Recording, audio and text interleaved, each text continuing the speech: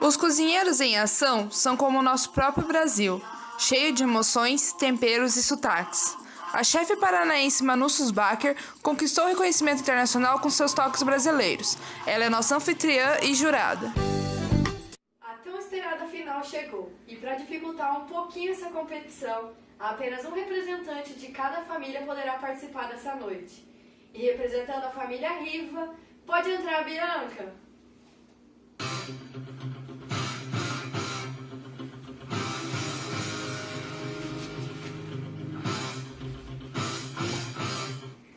E agora, representando a família Carvalho, pode entrar a Flávia.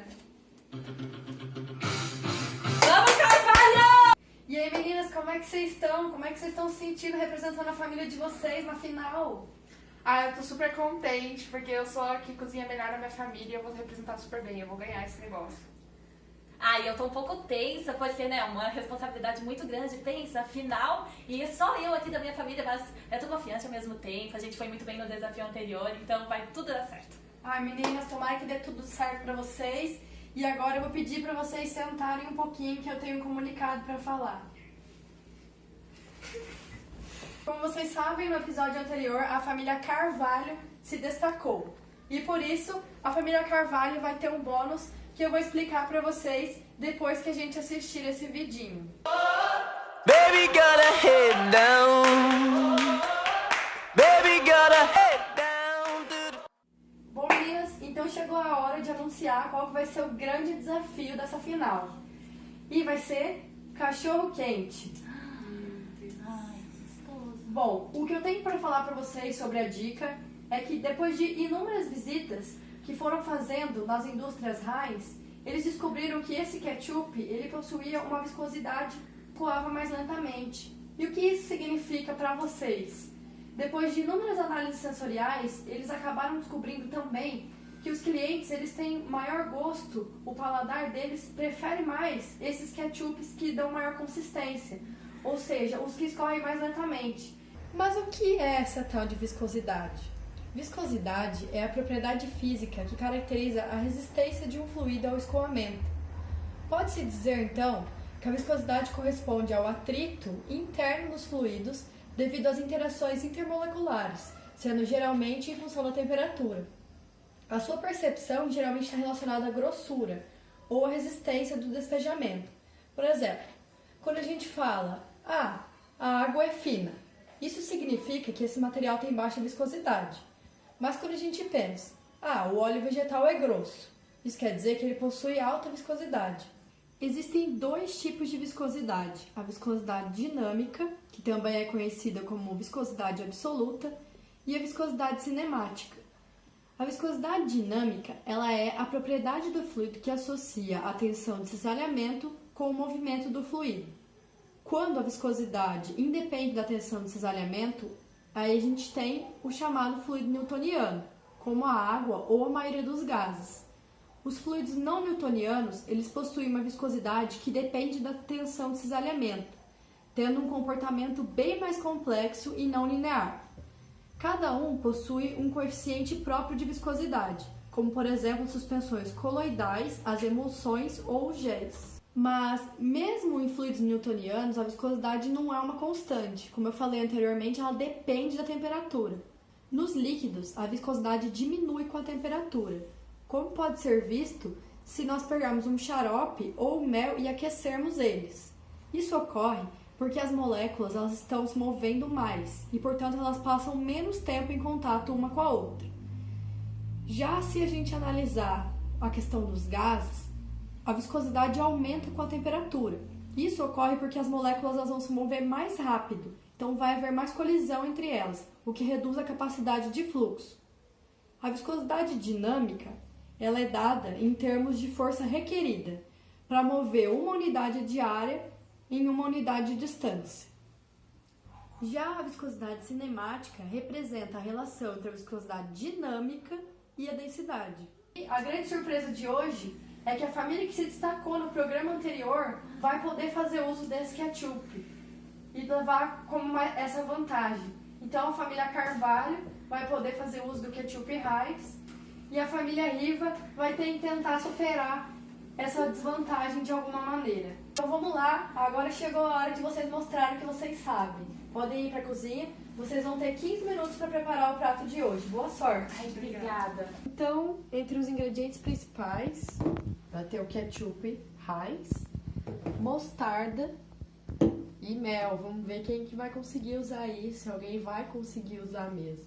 Bom, então vamos ver um pouquinho mais sobre esse ingrediente tão inusitado. É importante conhecer sobre as propriedades da viscosidade nos alimentos, porque o projeto e o cálculo dos equipamentos dependem dessa propriedade, como também o controle de qualidade do produto nas etapas intermediárias de fabricação e também no produto final. Além disso, a viscosidade é um conceito muito importante por conta da avaliação do shelf life do produto, que tem a ver com o prazo de validade desse alimento. Agora, vamos ver um método que faz a avaliação dessa viscosidade. É o método do viscosímetro de queda de bola. O viscosímetro de caída de bola é bastante utilizado na determinação da viscosidade dinâmica de elementos como o mel. Esse viscosímetro é composto por um tubo principal de vidro grosso, o qual possui menor diâmetro e contém o fluido a ser analisado, e posteriormente conterá a esfera que irá atravessar o fluido.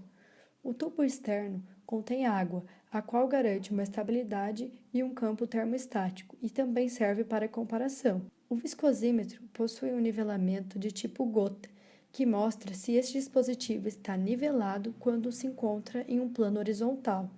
A base do viscosímetro é muito similar à base de um microscópio, a qual confere uma boa estabilidade e permite também o nivelamento do dispositivo. Primeiramente, o dispositivo deve ser colocado sobre uma superfície horizontal. Depois, deve-se depositar o fluido que será analisado, cuidando para que este não caia no tubo externo. Posteriormente, deve-se girar o dispositivo de maneira que a esfera que estava na parte superior desça para a parte inferior, e então deve-se anotar a medida de tempo que a esfera demora para atravessar o fluido, observando as marcas anelares. Essas marcas anelares indicam quando deve começar a medida de tempo e quando essa medida deve ser finalizada. Basicamente, o princípio de operação deste viscosímetro consiste de um tubo vertical ou inclinado, no qual uma bola cai sob a força da gravidade, e essa bola alcança uma velocidade limite quando a aceleração, devido à força da gravidade, é exatamente compensada pelo atrito do fluido sobre a bola. E para explicar um pouquinho melhor para vocês, para o público lá de casa, como é que é aquela questão da viscosidade que eu comentei antes, vou mostrar para vocês uma coisinha aqui. Bom, se a gente pegar o ketchup da Heinz, um ketchup de outra marca, now you only get it in your night dress. Discarded all the naughty nights for niceness. Landed in a very common crisis. Everything's in order in a black hole. Vocês podem ver, então, o mel apresenta menor viscosidade, por isso que ele já está lá embaixo, enquanto os outros estão aqui em cima no começo, começando a escorrer. Aqui, então, o ketchup Heinz ficou realmente como o ketchup que vai escorrendo mais lentamente. O ketchup da outra marca acabou escorrendo um pouquinho mais do que a mostarda. Indica, então, que esse ketchup possui uma viscosidade até menor do que a da mostarda, e a da mostarda possui uma menor do que a do ketchup Heinz.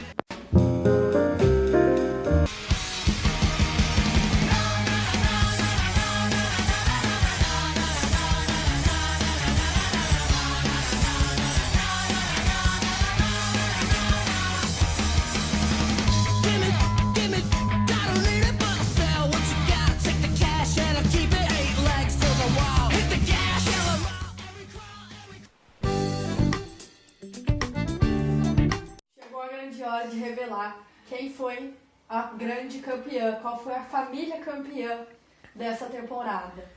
Os dois pratos, eles acabaram sendo bons. Um acabou cuidando um pouco mais da apresentação, a Bianca disse que não teve tempo de cuidar, a Flávia abusou do tradicionalismo, mas dessa vez o diferente se destacou. E a campeã é a família Riva! E agora então encerramos essa temporada. Muito obrigada pela audiência de todos vocês. Tchau!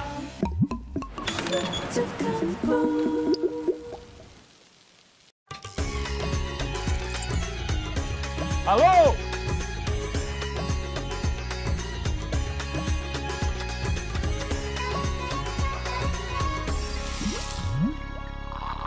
Hoje estamos aqui em Moscou para acompanhar a Fórmula 1, uma das corridas mais importantes.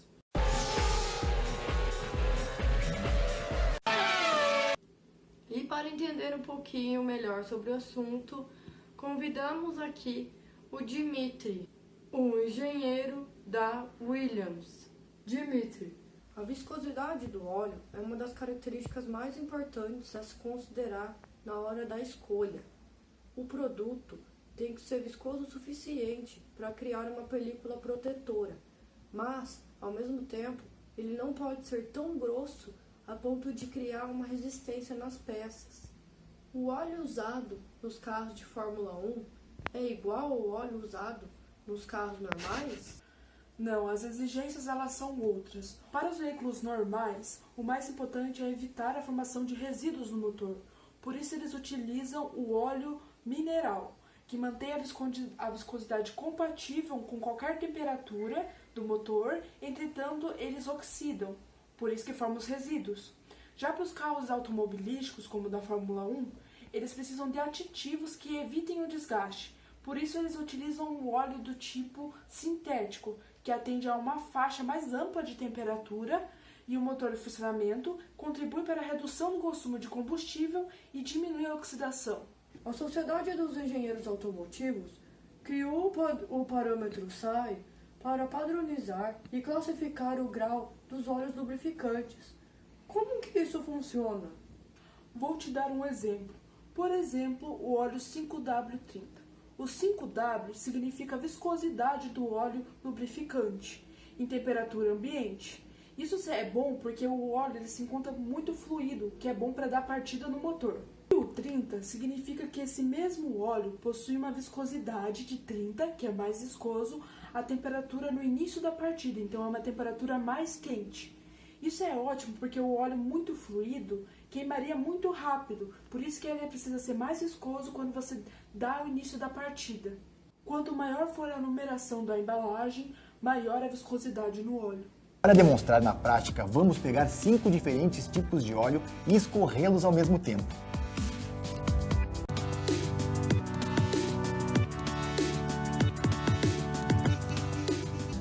O resultado é simples. Quanto mais alto o número do SAE, menor é a fluidez. O óleo 0W20, por exemplo, flui mais rapidamente. O 20W50 demora muito mais. Note como é progressivo. Além disso, a Williams, em parceria com a Petrobras, realizaram um experimento fascinante na última semana.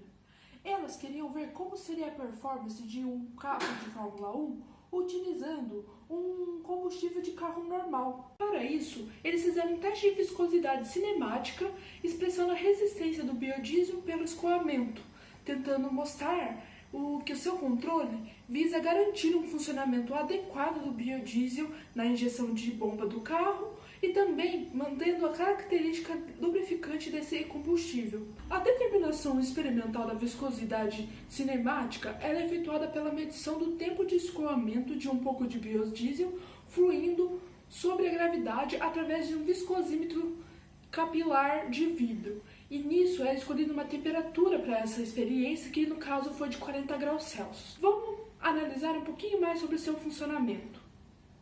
Inicialmente, deve-se preencher o viscosímetro de capilar com o fluido que queremos analisar a viscosidade, de maneira que o bulbo de baixo fique parcialmente completo. Em seguida, o instrumento é colocado num suporte e imerso num banho termostático de temperatura controlada, ou seja, com aquela que desejamos medir a viscosidade. Esse banho deve durar uns 15 minutos, até que a temperatura se estabilize. Depois, aplicamos uma sucção no ramo do viscosímetro contrário ao bulbo com o líquido, para que o fluido suba e alcance uma altura superior ao segundo bulbo. Uma vez que já temos o volume desejado dentro do capilar, deixamos escorrer o fluido e na primeira marca começamos a cronometrar o tempo até ele passar para a segunda altura. Uma vez que registramos esse tempo, introduzimos ele na equação que modela matematicamente a viscosidade, no caso capilar, a equação de Poiseuille. Todas as grandezas que acompanham o intervalo de tempo são conjuntas em uma única constante, a constante K, que é fornecida pelo fabricante do instrumento. Mas ainda, o tempo deve ser corrigido através de uma outra constante, sendo essas duas tabeladas.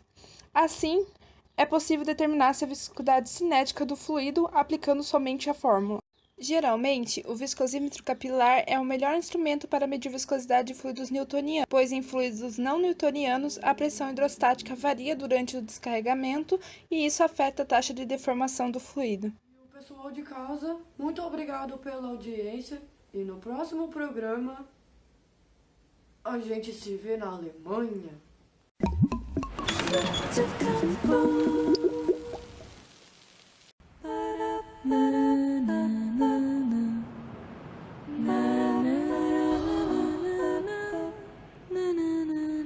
O Super Bonita de hoje vai falar sobre um assunto muito importante para todas nós mulheres, o tratamento de cabelos. Estou aqui com uma ícone de cabelo que todo mundo quer ter igual, a Branca Gil. Oi! Então, vamos pegar umas diquinhas dela. Me conta, quais são os seus cuidados com o cabelo? Dizem, por exemplo, que é muito importante fazer o revezamento de shampoos. Você faz isso?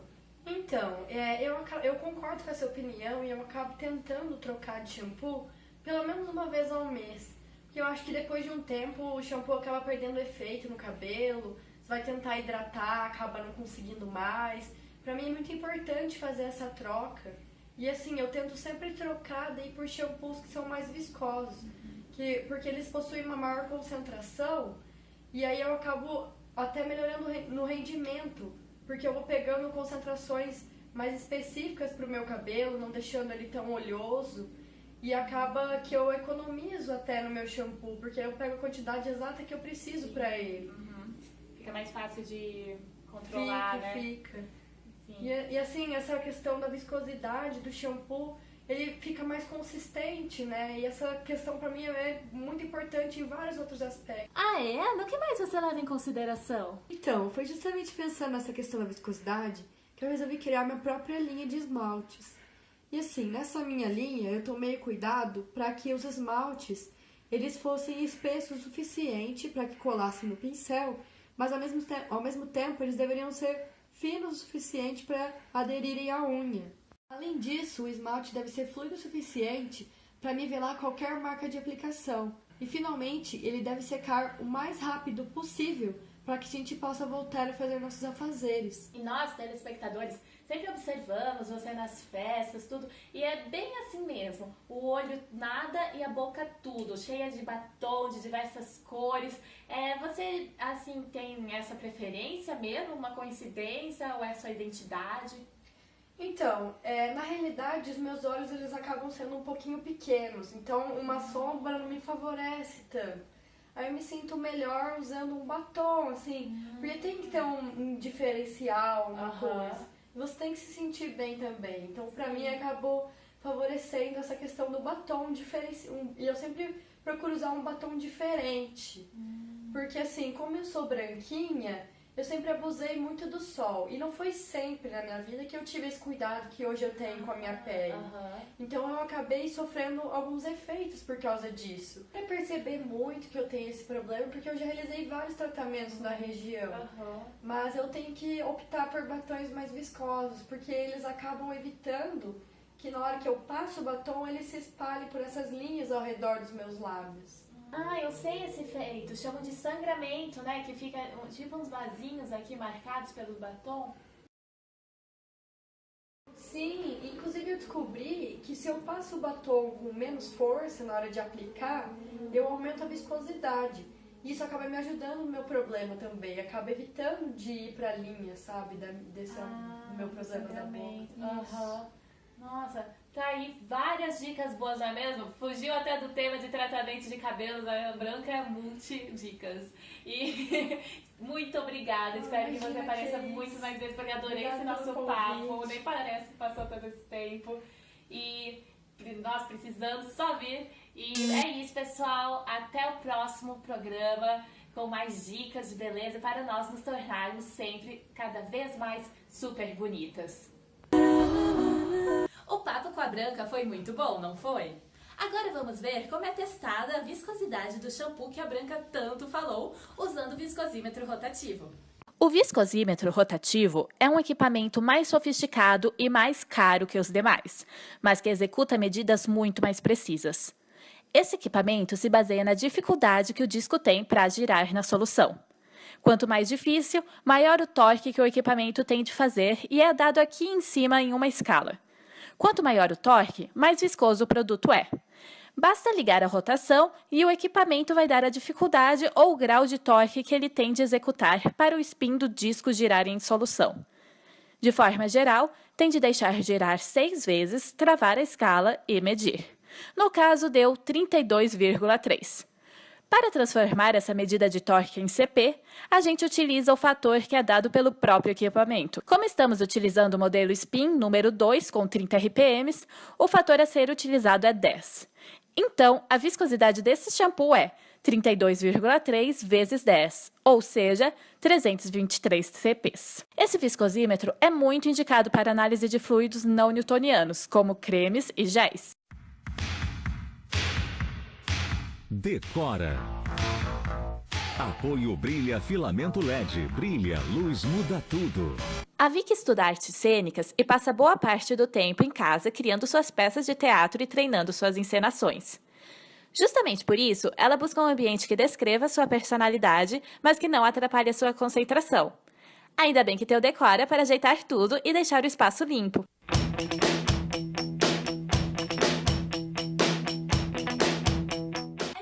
Tinta é muito importante, pois a viscosidade incorreta pode gerar grandes prejuízos.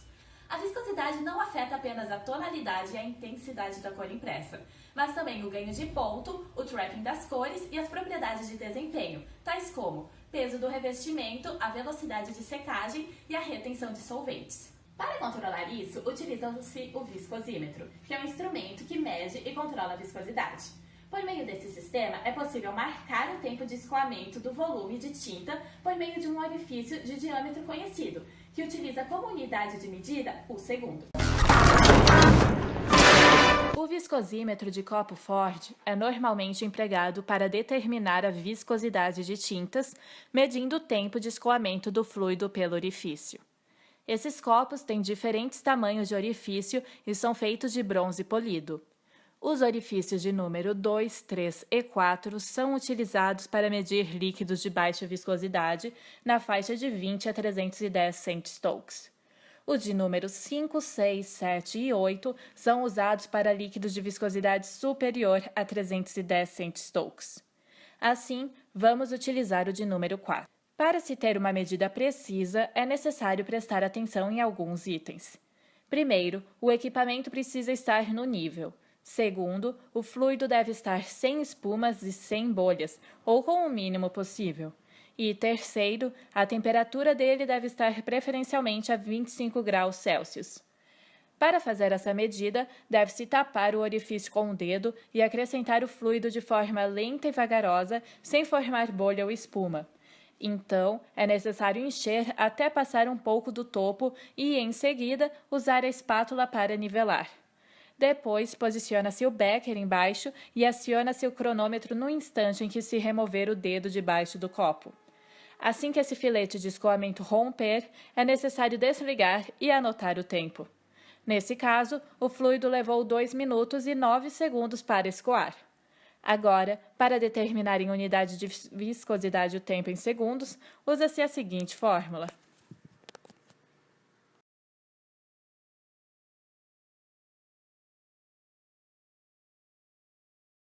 Ter noção da importância disso, uma mudança de apenas 1 segundo de um viscosímetro pode resultar em 50% do excesso de deposição da tinta e também resulta em problemas de gerenciamento de cor. Porém, somente um controle de viscosidade não é suficiente para que não ocorram mudanças de cor na tonalidade durante o processo produtivo. Precisa-se também de um controle de temperatura. Assim, um viscosímetro sem o controle de temperatura corrige sim a variação de viscosidade, deixando ela fixa. mas, por consequência, varia a tonalidade de tinta durante o trabalho. Dependendo da temperatura em que estiver, altera o tom da cor, deixando-a mais forte, ou seja, mais carregada, ou mais fraca, que daí seria uma tonalidade mais lavada. A consequência de uma tinta assim é um trabalho com necessidade de constantes correções de tom, o que faz necessário toda vez que a temperatura da tinta é alterada, para que se mantenha o mesmo tom impresso e não se tenha problemas de devolução por falhas de padrão de cores. Também, reduzir a temperatura da tinta não traz benefício algum, pois a viscosidade aumentará muito, impossibilitando a impressão. Assim, a temperatura da tinta deve ser mantida próxima da temperatura ambiente típica, pois evita a hidroscopia, que prejudica significativamente a qualidade de impressão. O aumento das exigências no que diz respeito à qualidade foi necessário para a aposta de novas tecnologias e soluções, tais como o viscosímetro para tintas, que atua de forma automática. Esses proporcionam a redução no consumo de solventes e das respectivas emissões, reduz os riscos para a saúde ao restringir a exposição potencial dos trabalhadores e do público em geral, aumenta a velocidade da impressora e diminui as paradas para limpeza. Em ambientes com climas onde existem variações bruscas de temperatura ou altas temperaturas de até mais ou menos 45 graus, a economia pode chegar em até 50%.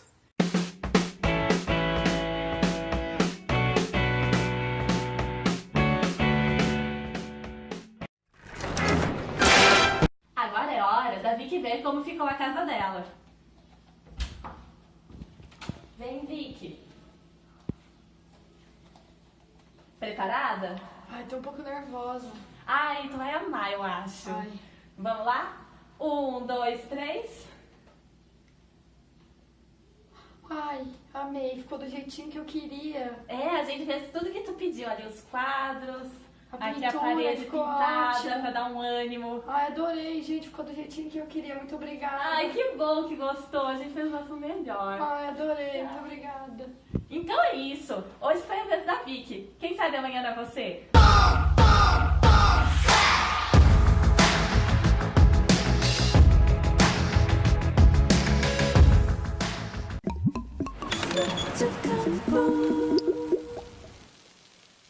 Olá pessoal do programa Decora.